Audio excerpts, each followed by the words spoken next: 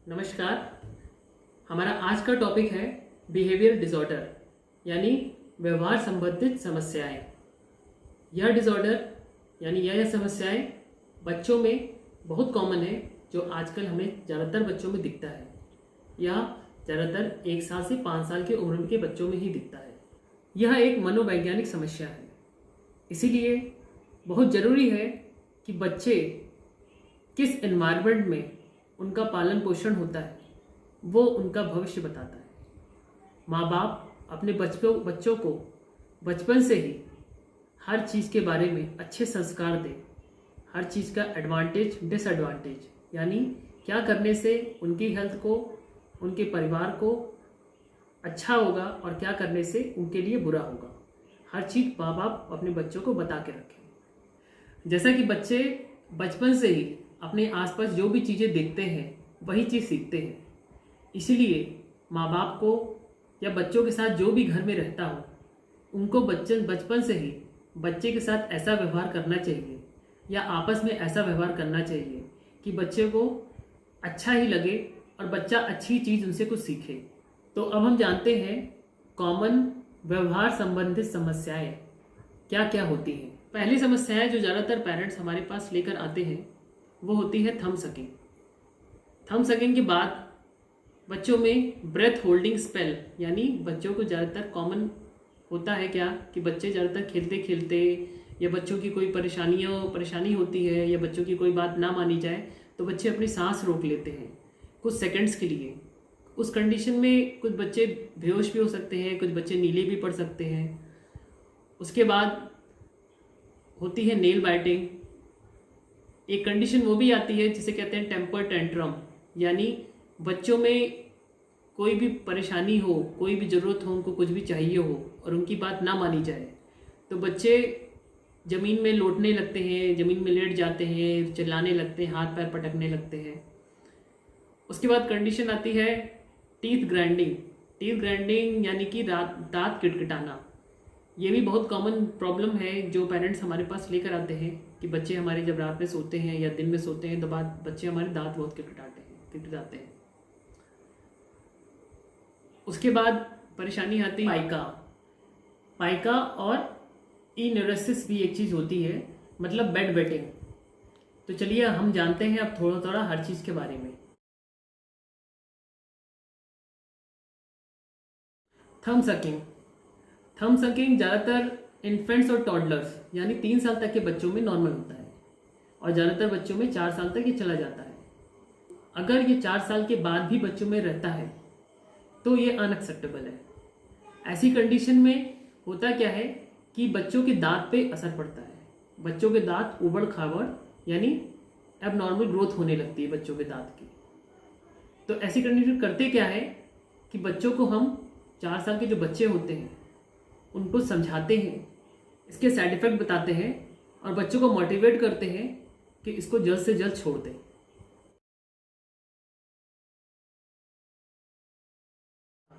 पाइका मतलब क्या होता है कि परसिस्टेंट इंजेक्शन, मतलब कि नॉन न्यूट्रिटिव सब्सटेंस जो कि हमारे शरीर के लिए लाभदायक नहीं है वो चीज़ बच्चों के द्वारा खाया जाना, जैसा कि मिट्टी, प्लास्टर, चारकोल, पेंट, ये सब चीज़। ये अगर बच्चों के द्वारा 1 महीना या उससे ज़्यादा तक लगातार खाया जा रहा है तो ये बच्चों के शरीर पे बुरा असर लाता है। जैसा कि बच्चों को सूखे की रोग हो सकता है, आयरन की कमी हो सकती है और भी बहुत सारी दिक्कतें हो सकती हैं। यह दिक्कत 5 साल तक के बच्चों में नॉर्मल होती है।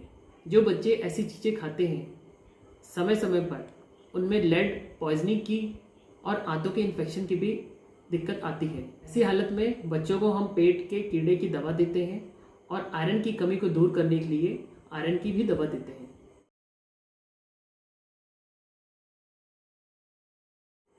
टेम्पर टेंट्रम ये ज़्यादातर बच्चे 1.5 साल से 3 साल तक के बच्चों में होता है। होता क्या है कि बच्चा सामने वाली की अटेंशन पाने के लिए रोता है, चिल्लाता है, हाथ पैर पटकता है, सर पटकता है, सामान फेंकता है ताकि सामने वाला अटेंशन दे उस पर। ऐसी कंडीशन में करते क्या है, ये ज़्यादातर 3 साल से 6 साल तक के बच्चों में ठीक हो जाता है। अब करना क्या है माँ बाप को या पेरेंट्स को कि ऐसी कंडीशन में काम रहना है और कोशिश करना है बच्चों को डिस्ट्रैक्ट करने की। ये भी ध्यान देना है कि बच्चे अपने आप को चोट ना लगा ले, अपने आप को इंजरी ना कर ले। तो करना क्या है कि बच्चों को ऐसी हालत में कुछ खाने को, कुछ खेलने को दें ताकि बच्चे ऐसा कुछ कर ना पाए।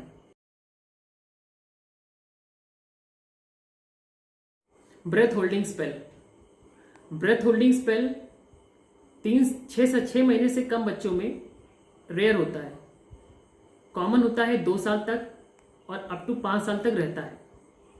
5 साल के बाद अगर रहता है तो यह अनएक्सेप्टेबल है। इसमें होता क्या है कि बच्चे जो 1.5 साल, 2 साल, 3 साल के बच्चे जो होते हैं, अगर वो किसी भी कारण से उनको रोना आता है, जैसे उनकी बात ना मानी गई, उनको कोई चीज़ नहीं दिलाया गया, उनको कोई चीज़ खाने का मन किया नहीं दिलाया, या फिर उनको डांटा गया या मारा गया या पीटा गया, अगर वो रोते हैं तो करते क्या है, कुछ बच्चे होते हैं जो रोते रोते एक बार की अपनी सांस रोक लेते हैं।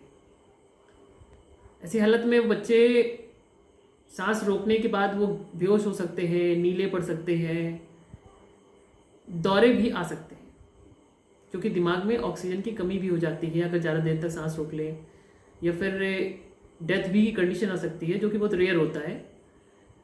तो ऐसे बच्चों के पेरेंट्स को रीअश्योर करते हैं, समझाते हैं कि ऐसी कंडीशन ना लाई जाए कि बच्चों की इस तरह की परेशानी हो, बच्चे इस तरह बिहेव करें।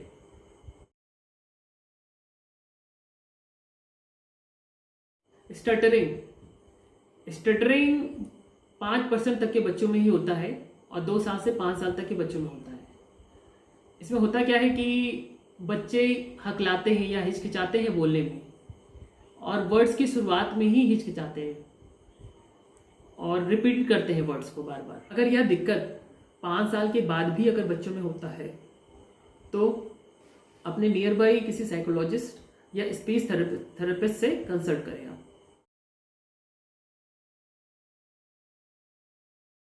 इन्यूरेसिस यानी कि बेड वेटिंग।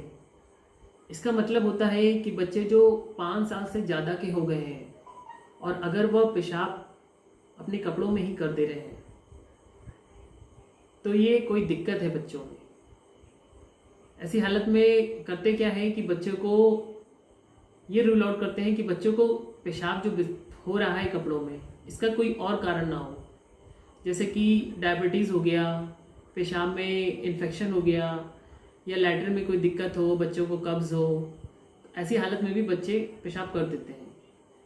अगर ये दिक्कत कंट्रोल हो जाए तो शायद कुछ बच्चों में इस दिक्कत की वजह से जो पेशाब करते हैं वो भी ठीक हो सकता है। मगर ये भी एक कॉमन बीमारी है जो बच्चों में ज़्यादातर सुनने में आती है, और इसका बिहेवियर थेरेपी और ट्रीटमेंट 2 तरह से इलाज है।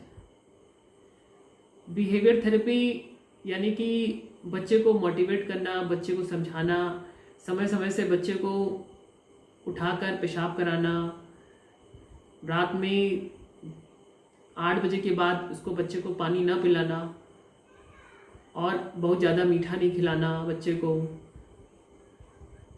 और अगर उसके बाद भी ये सब प्रिकॉशन लेने के बाद भी अगर बच्चे को दिक्कत है तो बच्चे को अपने किसी नियर बाई पेडियाट्रिशियन से या नेफ्रोलॉजिस्ट से आप कंसल्ट करिए, और इसका मेडिकल ट्रीटमेंट भी अवेलेबल है। एनकोप्रेसिस का मतलब है कि कपड़े में ही लैट्रिन कर देना। ये 3-4 साल तक के बच्चों में नॉर्मल होता है। बच्चे 3-4 साल के बच्चे उतने समझदार नहीं होते हैं, उतना बता नहीं पाते हैं। कुछ बच्चे 2 साल 2.5 साल पे ही बता लेते हैं, कुछ बच्चे 3 साल 4 साल तक नहीं बता पाते हैं। तो बता नहीं पाते तो लैट्रिन कपड़े में ही कर देते हैं। और होता क्या है कि एक कारण इसका कब्ज़ भी होता है। बच्चों को जो कब्ज़ होता है, कॉन्स्टिपेशन में बहुत टाइट लैट्रिन होती है, या लैट्रिन 2-2 3-3 दिन पे होती है। तो बच्चे करते क्या है कि अपने कपड़े में ही जब लैट्रिन उनको लगती है, हल्का सा भी प्रेशर लगता है या पेट में दर्द होता है तो कोशिश करते ताकत लगाते हैं और कपड़े में कभी कभी कर देते हैं लैट्रिन। तो करते क्या है कि बच्चों को बिहेवियर थेरेपी यानी बच्चों को समझाते हैं, सिखाते हैं, लैट्रिन में बैठाते हैं समय समय पर, जब वो 2.5 साल 3 साल का उम्र का होता है, 3 साल की उम्र का। और जो कब्ज़ है उसका इलाज करते हैं, क्योंकि कब्ज़ भी एक कारण होता है। तो ऐसी दिक्कत कोई आती है तो अपने निजी पीडियाट्रिशियन या कोई गैस्ट्रोएंटरोलॉजिस्ट से आप मिलिए और अपने बच्चे का इलाज कराइए। कुछ बच्चों में लर्निंग डिसेबिलिटी की भी प्रॉब्लम होती है, जैसे कि डिसलेक्सिया होती है। डिसलेक्सिया यह वह बीमारी होती है जिसमें बच्चों को पढ़ने में दिक्कत होती है। एक होती है डिस्ग्राफिया। डिस्ग्राफिया में क्या होता है कि बच्चों को स्पेलिंग मिस्टेक बहुत करते हैं और बच्चों की हैंड राइटिंग में दिक्कत होती है।